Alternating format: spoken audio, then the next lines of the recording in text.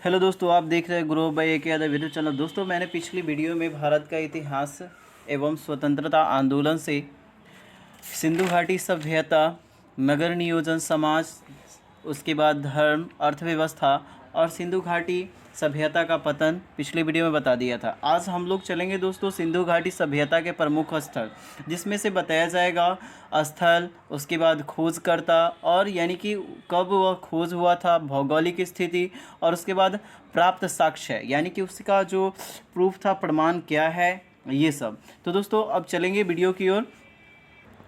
तो सिंधु घाटी सभ्यता के प्रमुख स्थल जो थे दोस्तों, हड़प्पा यानी कि स्थल कौन कौन थे, तो इनके बारे में हम जान लेंगे। हड़प्पा सभ्यता, मोहनजोदड़ो, सूतकांगे डोर, उसके बाद चनहुद्रो, कालीबंगन, उसके बाद है लोथल, धौलावीरा, राखीगढ़ी, वनावली और कुणाल। इन सभी में हम लोग खोजकर्ता के बारे में, वर्ड्स, उसके बाद भौगोलिक स्थिति, प्राप्त साक्ष्य, इनके बारे में बारी बारी से सभी का डिटेल जानेंगे। तो बने रहिएगा दोस्तों। अब लगभग सभी लोग होली के त्यौहार को सभी अच्छे रूप से मना ही रहे होंगे, तो हम इस होली के त्यौहार में भी आप लोगों को हार्दिक शुभकामनाएं इस पर्व पे। तो दोस्तों चलते हैं वीडियो की ओर, ताकि ये कम समय में भी सारा हमारा ये जो टॉपिक है ख़त्म हो जाए। होली मनाते हुए भी पढ़ाई जारी रहनी चाहिए। तो दोस्तों ये जो है पहला हड़प्पा सभ्यता, जिनका खोज दयाराम साहनी 1921 ईस्वी में किए थे।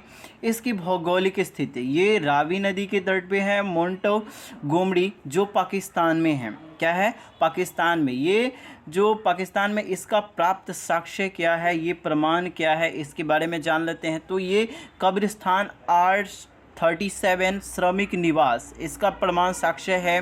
उसके बाद है 16 भट्टियों कांसे की इक्का गाड़ी, उसके बाद दर्पण मंजूसा, धोती पहने मूर्ति, ये सब हड़प्पा सभ्यता की क्या थी? प्राप्त साक्ष्य थी, प्रमाण थी। अब दूसरा है सिंधु घाटी सभ्यता के प्रमुख स्थल में, वो है दूसरा मोहनजोदड़ो। क्या है दोस्तों? मोहनजोदड़ो, जिनका खोज किए थे, खोज करता है रखालदास बनर्जी। कौन है? रखालदास बनर्जी, जो 1922 ईस्वी में। तो हड़प्पा सभ्यता की खोज के बाद यानी कि दयाराम साहनी 1921 ईस्वी में किए थे और मोहनजोदड़ो हुई थी। मोहनजोदड़ो की खोज रखालदास बनर्जी, जो 1922 ईस्वी में।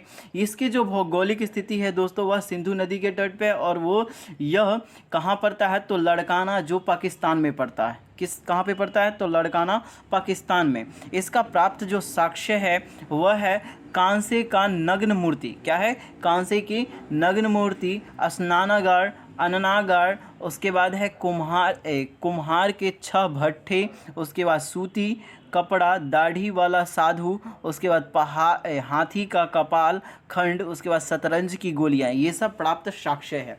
क्या है दोस्तों? प्रमाण है ये सब।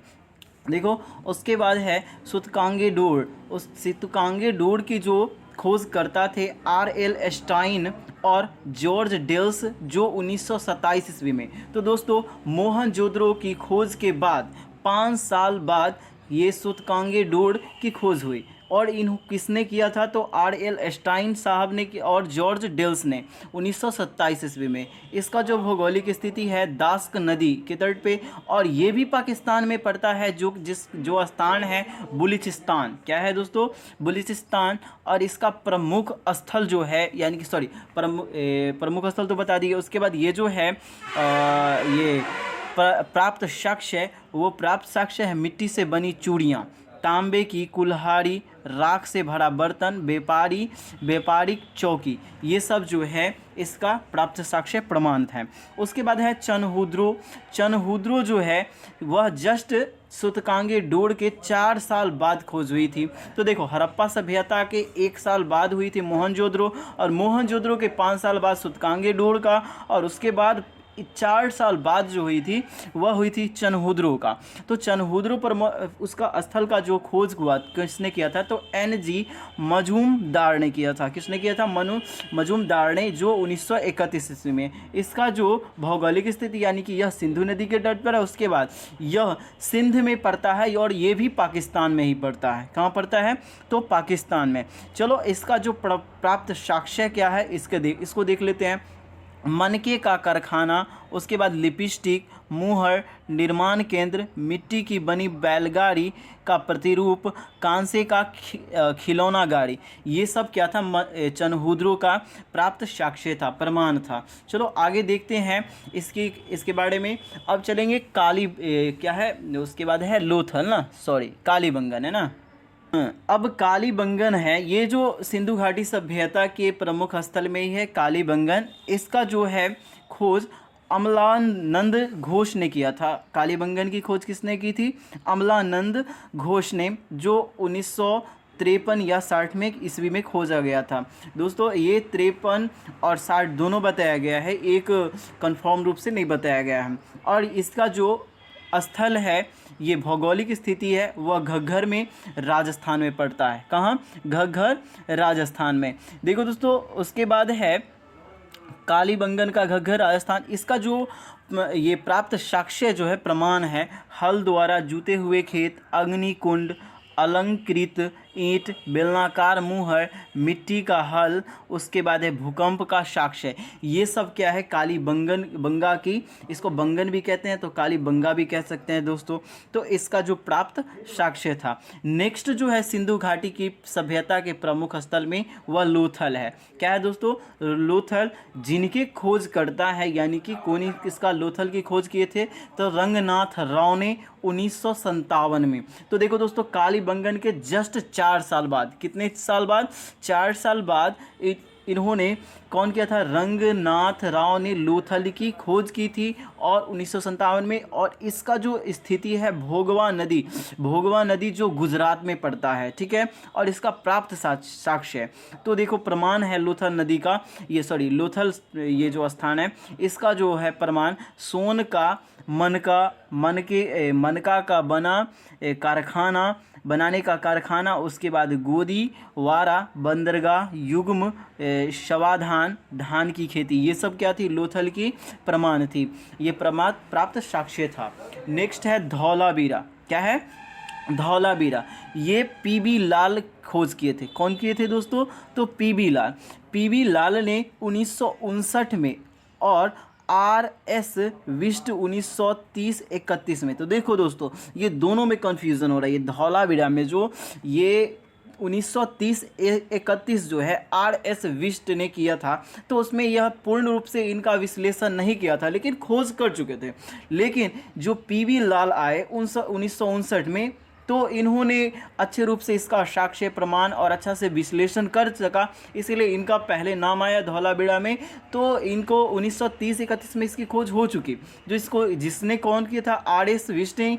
लेकिन इसका जो पीबी लाल जो 1959 में इसका पूर्ण विश्लेषण किया, इसीलिए इसकी खोज 1959 मानी जाती है, ठीक है। अगर 1930-31 रही तो उसमें भी टिक लगा सकते हैं। नेक्स्ट जो है इसका जो स्थल है ना, भौगोलिक स्थल यानी कि स्थिति, वो जो है खादीरवेत नदी के तट, और यह कच्छ गुजरात में पड़ता है। कहाँ पड़ता है? कच्छ गुजरात में। इसका जो प्रमाण है दोस्तों वह है खेल का मैदान। क्या है? खेल का मैदान, सबसे बड़ा अभिलेख। तो देखो धौलावीरा में सबसे बड़ा अभिलेख पत्थर की बनी नेवले की मूर्ति है। क्या है? सबसे बड़ा अभिलेख पत्थर की बनी नेवले की मूर्ति। उसके बाद 3 भागों में विभाजित एकमात्र शहर, तो धौलावीरा में ही पड़ता है। और पिछली वीडियो में मैंने इसके बारे में विश्लेषण भी किया है कि इसी यानी कि सिंधु घाटी सभ्यता में बड़े इसका अभिलेख भी मिलता है पत्थर की बनी, ये सब भी बता दिया है। अगला चलते हैं राखीगढ़ी में। राखीगढ़ी जो सिंधु घाटी सभ्यता के प्रमुख स्थल में भी है। तो इसका जो खोज है सूरज भान किए थे। कौन किए थे? सूरज भान। ये 1963 ईस्वी में किए थे। और इसकी जो भौगोलिक स्थिति है दोस्तों, ये जो घग्घर नदी के तट पर है और यह हरियाणा में पड़ता है। कहाँ पड़ता है? तो हरियाणा में। इसका प्राप्त जो साक्ष्य है पाक हड़प्पा एवं परिपक्व हड़प्पा के साक्ष्य भारत में सभ्यता का सबसे बड़ा स्थल चबूतरे पर बनी अग्नि वेदिका ये राखीगढ़ी का प्राप्त साक्ष्य है। अब चलते हैं अगला जो सिंधु घाटी सभ्यता के प्रमुख स्थल में है बनावली। क्या है? बनावली, जिनके खोज करता है RS विस्ट, जो 1973 ईस्वी में। तो राखी गढ़ी की खोज के 10 साल बाद R.S. विष्ट साहब ने 1973 ईस्वी में बनावली जो प्रमुख स्थल, सिंधु घाटी प्रमुख स्थल का खोज किए थे। ये जो है इसकी भौगोलिक स्थिति, ये रंगोई नदी के तट पे है और यह इसका जो मतलब ये कहाँ पड़ता है, तो हरियाणा में। कहाँ पड़ता है, तो हरियाणा में। और यह जो प्राप्त साक्ष्य है, मिट्टी से बने हल का प्रतिरूप, मिट्टी के मन के, मछली पकड़ने की बंसी। अगला जो है कुणाल, क्या है, कुणाल S.R. राव ने 1994 ईस्वी में किया था। ये भी है सिंधु घाटी सभ्यता का के प्रमुख स्थल के लास्ट जो है कुणाल है, जिनके खोज S.R. राव ने किया था। कौन किया था, S.R. राव ने। और इस ये जो S.R. राव ने सरस्वती नदी है, ये जो कुणाल है वह सरस्वती नदी के तट पे, और इनका यह हिसार हरियाणा में पड़ता है। इसका जो प्रमाण है चांदी के 2 मुकुट, ज़्यादा नहीं है इसीलिए यहाँ पर है। और अगला जो है, अब अगला पढ़ेंगे हम लोग वैदिक काल की ओर। तो दोस्तों इसमें हम जान लिए क्या क्या कि सिंधु घाटी सभ्यता के प्रमुख स्थल, और उसके बाद सिंधु घाटी सभ्यता क्या है इसके बारे में पिछली वीडियो में बता दिया, और नगर नियोजन, समाज, धर्म, अर्थव्यवस्था और इसका पतन भी पिछले वीडियो में बता दिया हूँ। उसके बाद है आज जो बताया हूँ वह सिंधु घाटी की सभ्यता के प्रमुख स्थल जिनकी खोज है, किन्होंने कब किया था, भौगोलिक स्थिति कहाँ पे है, और यह कहाँ पे ये पड़ता है, और प्राप्त साक्ष्य भी पूरी वीडियो में बता दिया हूँ। अब जो चलेंगे वैदिक काल की ओर। चलो दोस्तों, तो वैदिक काल क्या है इसके बारे में जान लेते हैं। तो सिंधु घाटी सभ्यता के पतन के पश्चात भारत उपमहाद्वीपों के वैदिक काल का आगमन हुआ। तो दोस्तों वैदिक काल का जो आगमन है वह सिंधु घाटी सभ्यता के पतन के पश्चात आया था। तो इसका जो कालक्रम है वह 1500 ईसा पूर्व से 600 ईसा पूर्व तक माना जाता है। तो वैदिक काल का जो कालक्रम है वह कब तक माना जाता है, तो 1500 ईसा पूर्व से 600 ईसा पूर्व तक माना जाता है। अब है इसका वैदिक काल को ऋग वैदिक काल, यानी कि देखो दोस्तों ये जो है यह 2 वर्गों में, या ये जो वैदिक काल है 2 वर्गों में, उत्तर वैदिक काल और ये ऋग वैदिक काल में विभाजित है। तो इसको जो है वैदिक काल, ये ऋग वैदिक काल जो है 1500 से 1000 ईसा पूर्व तक, और तथा उत्तर वैदिक काल जो है 1000 से 600 ईसा पूर्व तक विभाजित किया गया है। तो वैदिक काल को 2 भागों में विभाजित किया गया। पहला ऋग वैदिक काल में, वैदिक काल को 2 भागों, तो एक है ऋग वैदिक काल जिसका जो कालक्रम है 1500 से 1000 ईसा पूर्व तक। कितना है, 1500 से 1000 ईसा पूर्व तक, तथा उत्तर वैदिक काल जो है 1000 से 600 ईसा पूर्व तक में विभाजित किया गया। अगला जो है वैदिक संस्कृति के संस्थापक आर्य को माना जाता है। तो वैदिक संस्कृति के संस्थापक आर्य को माना जाता है। आर्य का अर्थ, शब्द का अर्थ होता है श्रेष्ठ, उत्तम, अभिजात्य, कुलीन आदि, ये सब है। तो दोस्तों कभी कभी कोई ये जो है फलाना आर्य है, ये सब देखो, ये सब आर्य जो समाज का जो है खासकर ज्ञान जो है अभी उतना नहीं पड़ता है इधर। अगर हम लोग के ऐसे मान लिया जाए तो जहाँ पे दिखता है कि जिसका उच्च वरिष्ठ में है नाम, उसका एकदम टाइटल लगा लिया, ये कर लिया। अरे कर्म अच्छा होना चाहिए, ये टाइटल वाइटल लगाने से क्या होता है। कर्म अच्छा रखो, नेक्स्ट सारा कुछ अच्छा रहेगा। तो देखो दोस्तों आर्य का अर्थ, शब्द का अर्थ क्या हो गया, श्रेष्ठ, उत्तम, अभिजात्य, कुलीन आदि etc। इसमें है ईरानी पुस्तक जेंतावेस्ता तथा बोगज कोई अभिलेख में आर्यों को ईरान का बताया गया। यानी कि ईरानी पुस्तक जिंदावेस्ता तथा बोगज कोई अभिलेखों में आर्य को कहाँ का बताया गया, ईरान का बताया गया। मैक्स मूलर ने आर्य को मध्य एशिया का निवासी कहा गया। तो मैक्स मूलर साहब जो थे वह इसको आर्यों को कहाँ का निवासी माना, तो मध्य एशिया का। चलो आगे चलते हैं इसके बारे में। तो वैदिक काल हो गया, तो इसके आगे चलते हैं इसके बारे में। और है अब जो है वैदिक काल जो 2 भागों में विभाजित हुआ था, एक हुआ था किसमें, तो ऋग वैदिक काल जिसका कालक्रम कितना था दोस्तों, तो 1500 से 1000 ईसा पूर्व तक, और दूसरा था उत्तर वैदिक काल। तो उत्तर वैदिक काल जो था वह कितना से था, तो 1000 से 600 ईसा पूर्व तक। तो अब चलेंगे ऋग वैदिक काल के बारे में जानेंगे। तो ऋग वैदिक काल जो है वह क्या है, इस काल की जानकारी का मुख्य स्रोत ऋग्वेद है। तो देखो दोस्तों, ऋग वैदिक काल का जो मुख्य जानकारी का स्रोत किसे माना गया है, तो ऋग्वेद को। तो देखो दोस्तों, एक जानकारी ले लेते हैं। तो वेद जो है वह कितना है, तो 4 है। ऋग्वेद, सामवेद, अथर्ववेद और ये क्या है, यजुर्वेद। तो ये 4 वेद हैं। तो वेदों की संख्या कितनी है, तो 4 है। उसमें से ऋग्वेद है। तो ऋग वैदिक काल का जो मुख्य स्रोत जो है वह ऋग वैदिक काल का जो ऋग्वेद को माना गया है। आर्यों ने जिस विस्तृत क्षेत्र का निर्माण किया उसे सप्त सैंधव प्रदेश कहा गया। नेक्स्ट है, ऋग वैदिक समाज पितृ सतात्मक था। तो देखो, ऋग वैदिक जो समाज है वह क्या था, पितृ सतात्मक। तो वो जो मैंने पिछली वीडियो में बताया है सिंधु घाटी सभ्यता में, तो उसका धर्म जो था मातृ सतात्मक था ना। उसमें मैंने बताया था यहाँ पे ये समाज किस प्रकार की थी। ये सिंधु घाटी सभ्यता का जो समाज था वह कैसा था, तो मातृ सतात्मक था। और यहाँ पे ऋग वैदिक काल जो है यह पितृ सतात्मक था। परिवार के मुखिया को कुलप कहा जाता था। तो ऋग वैदिक काल में परिवार के मुखिया को क्या कहा जाता था, कुलप। तब पिता परिवार का मुखिया होता था। अभी देखो, फिलहाल की बात वर्तमान में ले लो, तो यहाँ पर पहले पिता को परिवार का मुखिया माना जाता था, अब माना जाता है यहाँ पे, तो अब महिला को मान लिया गया। अब राशन कार्ड हो किसी में भी, पहले माता की दर्जा, अब यहाँ पे इस अवस्था में यहाँ पे आ जाओ वर्तमान में, तो यहाँ पे परिवार के मुखिया माता को माना जाता है अब फिलहाल। लेकिन ऋग वैदिक काल के लो, तो परिवार का मुखिया ऋग वैदिक काल में किसको माना जाता था, तो पिता को माना जाता था।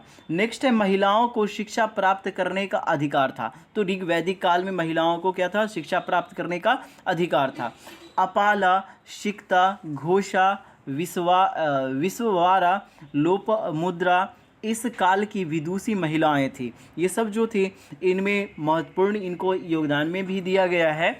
अब है अगला, राजनीतिक व्यवस्था की संरचना कबीलाई थी। राजनीतिक व्यवस्था की संरचना क्या थी, कबीलाई। संपूर्ण कबीला जन कहलाता था। ये जो है संपूर्ण कबीला जन कहलाता था तथा कबीले का प्रधान राजन होता था। तो इस कबीले का प्रधान कौन होता था दोस्तों, तो राजन होता था।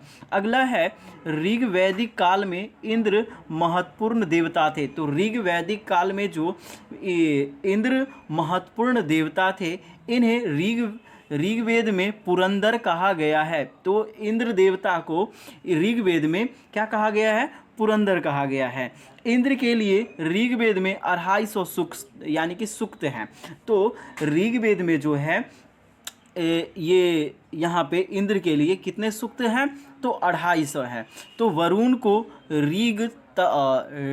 ऋतस्योग गोपा कहा गया है, ऋतस्य गोपा कहा गया है। नेक्स्ट है, ऋग्वेद में सर्वाधिक पवित्र नदी सरस्वती नदी तमा कहा गया है। तो क्या कहता है, ऋग्वेद में सर्वाधिक पवित्र नदी सरस्वती को नदीतमा कहा गया है। सत्यमेव जयते मुंडकोपनिषद से तथा अस्तोमा सदगम में ऋग्वेद में लिया गया है। यानी कि कह रहा है ये जो सत्यमेव जयते हैं मुंडकोपनिषद जो है इससे लिया गया है, तथा अस्तोमा सदगम में ऋग्वेद से लिया गया है। तो दोस्तों आगे चलते हैं।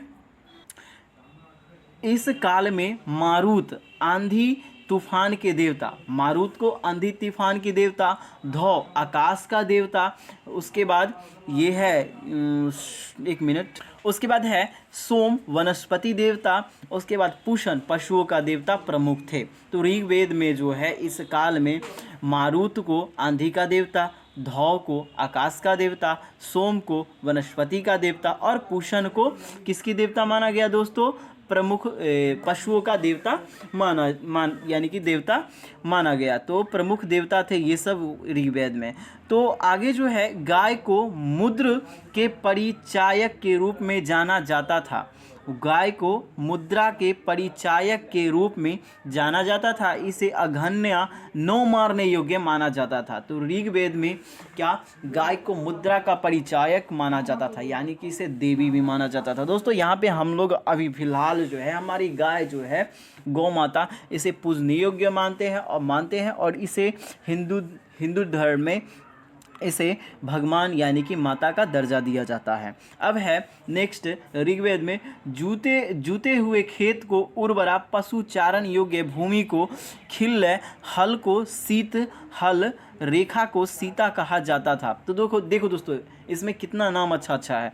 जूते हुए खेत को उर्वरा पशुचारण योग्य भूमि को खिल्य, जो पशुचारण मतलब पशुओं को चराने योग्य वाली जो भूमि हो उसको खिल्य, हल को शीत और हल रेखा को सीता कहा जाता था। हल रेखा को क्या कहा जाता था? सीता। देखो दोस्तों ये जो हल रेखा है, जो सीता मैया का जन्म हुआ था उस वक्त रामायण था, तो उसमें बताया गया था क्या, जो जनक जी हल चला रहे थे तो वहाँ पे उन्होंने हल के एक बार सीता मैया उसमें से निकली, तो इसीलिए इन्होंने उसी तौर पे ऋग्वेद में हल की रेखा को क्या कहा गया?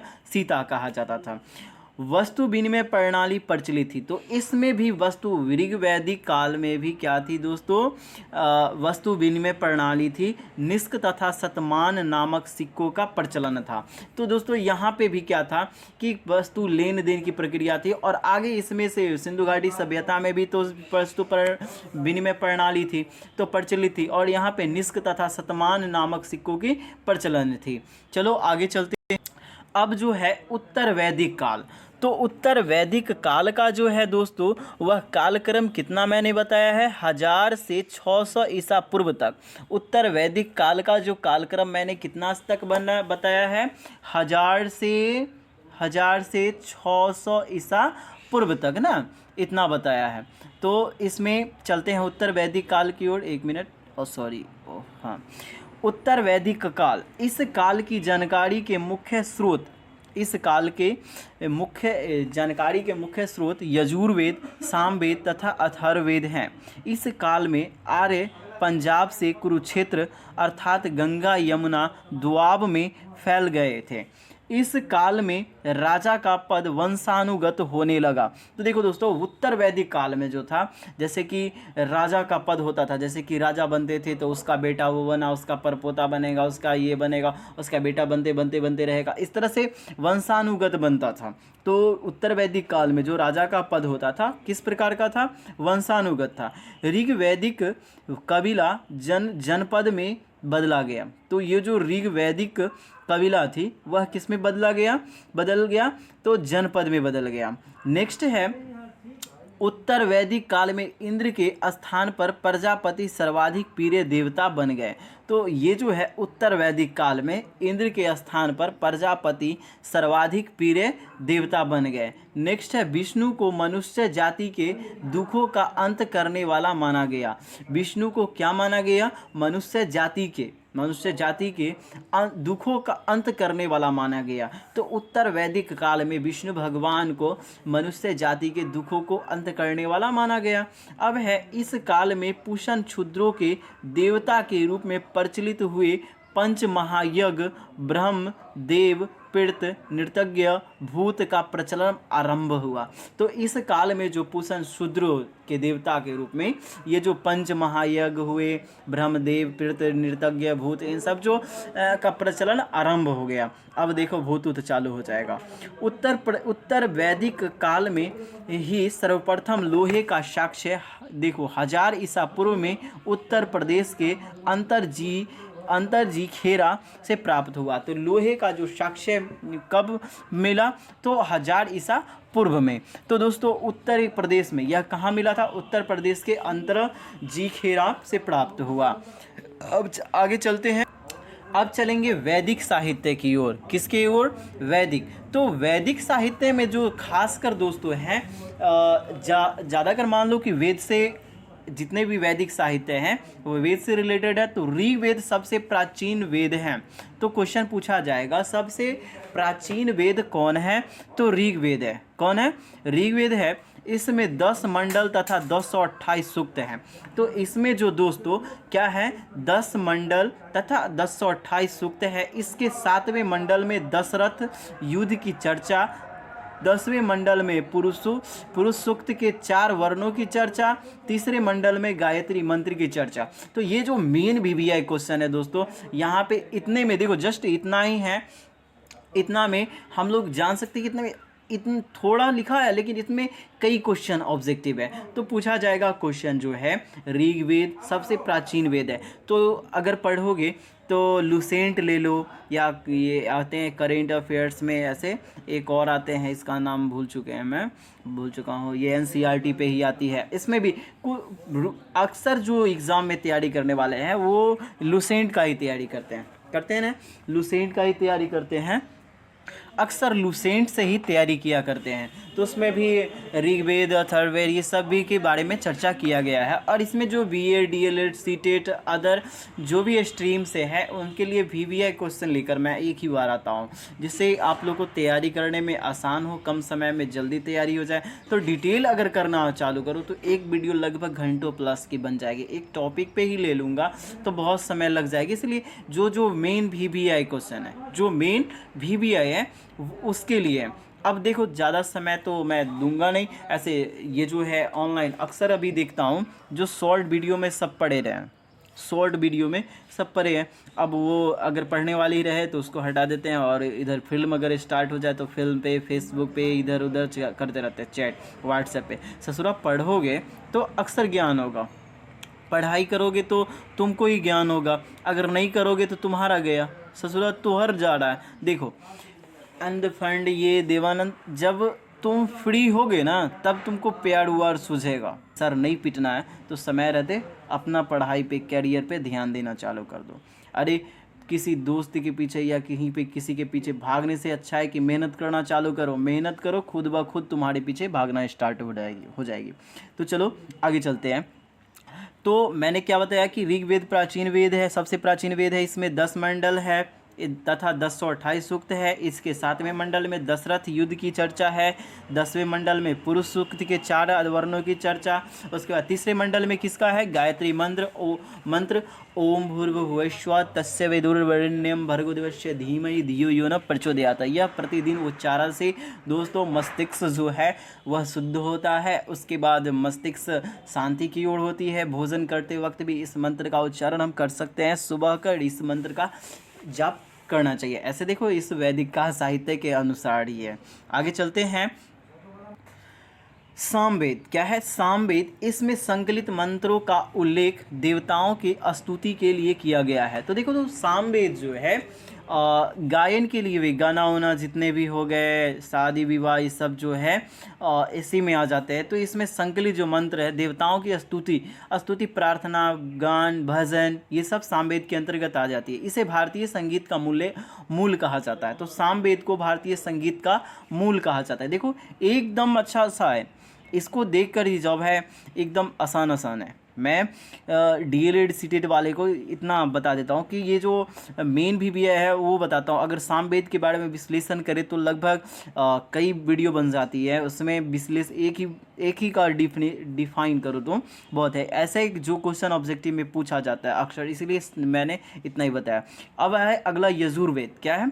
यजुर्वेद। तो ऋग्वेद तुमने पहले ही बता दिया हूँ मैं कि ऋग्वेद क्या है, कितने उसमें क्या है। तो ऋग्वेद को प्राचीन वेद भी कहा गया है।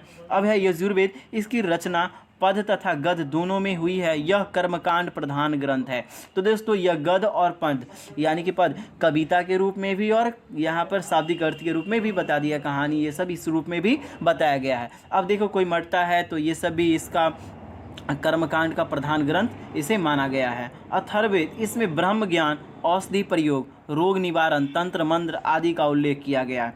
तो अथर्ववेद जो है इसमें पूछा जाएगा कि अथर्ववेद इसका जो उल्लेख किसका किया गया है, तो ब्रह्म ज्ञान, औषधि प्रयोग, रोग निवारण, तंत्र मंत्र, ये सब जो है तंत्र मंत्र, ओझा गुनी, ये सब सारा अथर्ववेद के अंतर्गत ही आ जाते हैं। इससे ही मंत्र जितने भी होते हैं, तुम बहुत सारे भगवानों को प्रकट करने, भगवान को मनाने का भी, तो स्तुति करोगे तो भगवान मान ही जाते हैं, भजन करो मान जाएंगे।